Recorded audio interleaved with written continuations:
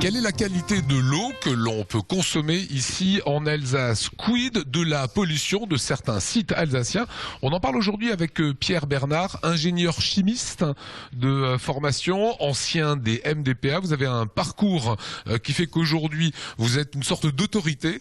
Vous êtes un des adhérents d'Alsace Nature. Je voudrais d'abord, Pierre, qu'on explique concrètement ce qu'est la nappe phréatique en Alsace. Bon, alors je ne vais pas vous faire un cours de géologie, je suis pas trop compétent. Néanmoins, il faut savoir qu'il existe une nappe phréatique de la plaine d'Alsace qui va depuis les territoires suisses jusqu'à Lauterbourg. Et cette nappe, elle est constituée de grains de sable et de l'eau qui s'écoule du sud au nord.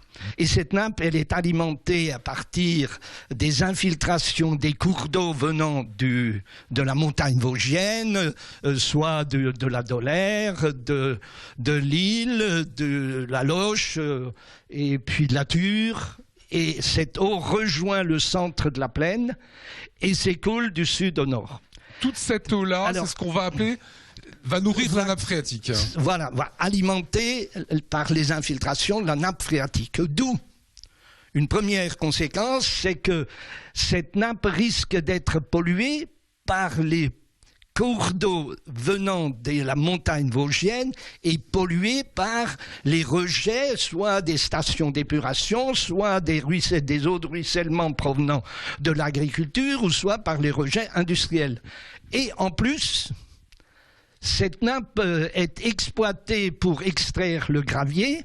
Et anciennement, dans l'extraction du gravier, on a transformé la nappe en une espèce de gravière qu'on a comblée avec les déchets provenant des déchets urbains, des résidus urbains. Qu'est-ce que ça veut dire, on a comblé avec des déchets provenant des résidus urbains? Alors jusqu'en 1978, la collecte des ordures ménagères n'était pas réglementée.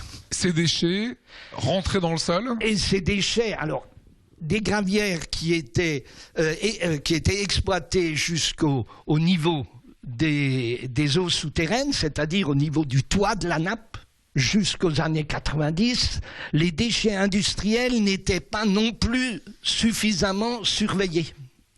Et donc, ces déchets industriels, avec les résidus urbains et les résidus des entreprises, aboutissaient dans des gravières, dans les décharges intercommunales. Voilà une sorte d'état des lieux sur cette nappe phréatique alsacienne, particulière, quasiment d'un seul tenant. Une pollution serait observée au sud, elle arriverait au nord, on l'enregistrerait à Strasbourg. Il va falloir aujourd'hui dépolluer certains sites avec des techniques très différentes. On peut parler de dépollution par décaissement, on peut parler de biostimulation avec des bactéries qu'on nourrit pour qu'après elles dégradent les polluants.